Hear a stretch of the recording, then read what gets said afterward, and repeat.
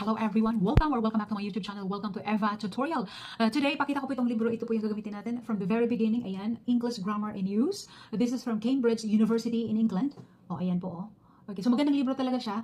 Okay, ang YouTube channel ko po is for out of school youth, lalo na yung hindi nakatapos ng pag-aaral for some reasons, halimbawa nagkasakit, for medical reason, o kahit ano pa man ang mga reasons na hindi nakatapos, ito po ang channel na para doon. So, easy and direct to the point ang explanation ko sa lahat ng grammar topics. Meron din tayong conversation, listening, reading, parang free lessons online na parang nag-follow ka sa school. Parang online free school, parang ganun ang dating ng YouTube channel ko. Kasi yun po talaga ang purpose ko, makatulong, mabigyan ng solution ang problema ng ibang tao tungkol sa pag-aaral. Katulad ng iba, maraming nag-message sa akin, mga letter senders, nahirap silang intindihin yung English, nahirapan sila sa grammar, dahil hindi nila alam ang explanation. So, natuwa ako na maraming nag-request gumawa ng YouTube channel katulad nito, lalo na dito sa Netherlands.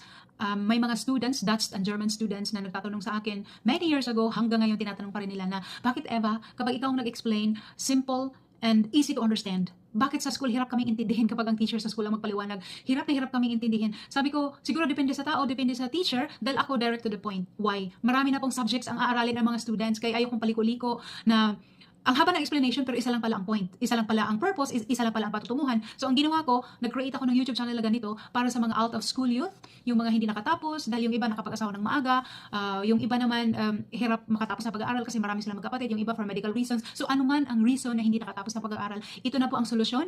Ulitin ko po, this is similar to free online lesson kasi hindi lang English grammar ang pag-uusapan natin, meron ng history, literature, may konting science and technology. Para kang nag-aaral online through this YouTube channel na sa lahat na ng subject, geography, kahit anong subject na mag-request ka lang, mag-comment ka lang na ito po gusto ko matutunan. Pero step by step ang gagawin natin. Uunahin natin ng English language kasi yun po talaga ang medium of instruction and yun din po ang gamit sa buong, yan ang language na ginagamit ang buong mundo. So sabi nga nila, English is a business language. Kasi nga, businesses in the whole world, di ba, English naman talagang ginagamit kasi international language siya at lahat ng tao, madaling magkaintindihan kapag English ang ginagamit natin. So, dito sa Europe, multilingual, merong Italian, Netherlands, German, iba-ibang lingwahe kasi multilingual talagang Europe. Pero dahil sa English, nagkakaintindihan ang lahat. Okay, thank you so much. Kindly subscribe to my YouTube channel for more updates. And thank you again, letter senders. Thank you for the trust. God bless you all.